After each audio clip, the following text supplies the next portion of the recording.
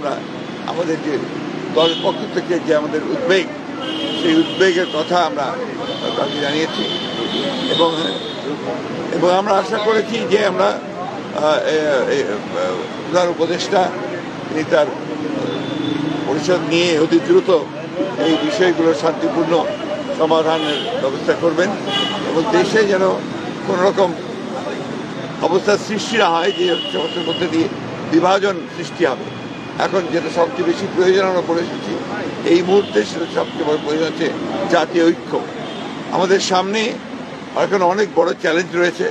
সেই চ্যালেঞ্জগুলোকে মোকাবেলা করার জন্য বিশেষ করে যারা বাংলাদেশের স্বাধীনতা সার্বভৌমত্বের প্রতি হুমকি হয়ে দাঁড়ায় অথবা এর যে স্ট্যাবিলিটি এটাকে যারা বিনষ্ট করতে চায় তাদেরকে প্রতিহত করার জন্য প্রতিরোধ করার জন্য আমাদেরকে অবশ্যই একটা জাতীয় ঐক্য গড়ে তুলতে হবে।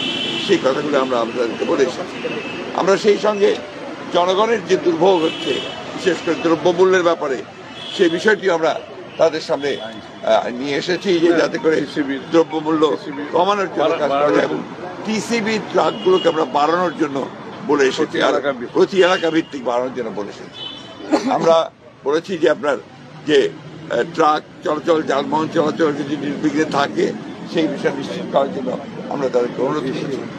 সেই সঙ্গে আপনার কৃষিতে বিশেষ করে আপনার সার বিতরণের ক্ষেত্রে যে সমস্যাগুলো আছে সেই সমস্যাগুলো দূর করে এখনো আপনার সেই ফ্যাসিস্টদের দোসররা নিয়ন্ত্রণ করছে, সেগুলোকে আপনার মোটামুটিভাবে জনগণের পক্ষে যারা আছেন তাদেরকে নিয়ে আসা এবং এটাকে সহজ করার জন্য আমরা অনুরোধ করেছি যাতে ব্যবস্থা করা যায়।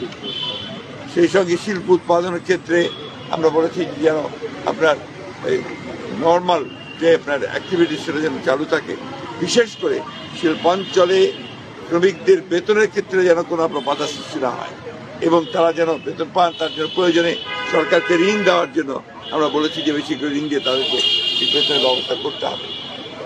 আমরা আরেকটা বিষয় অত্যন্ত গুরুত্বপূর্ণভাবে বলে এসেছি হচ্ছে যে ইউনিয়ন পরিষদ যেগুলো এখনো আছে, এই ইউনিয়ন পরিষদগুলো বেশিরভাগ সময় সেই ফ্যাসিস্ট সরকারের আমলে জবরদস্তি নির্বাচন করে তাদের মতো করে নিয়ে এসেছিল।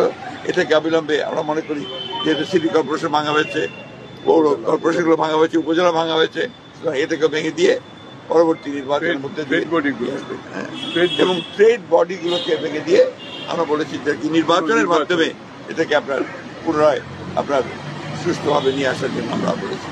সামগ্রিকভাবে আমাদের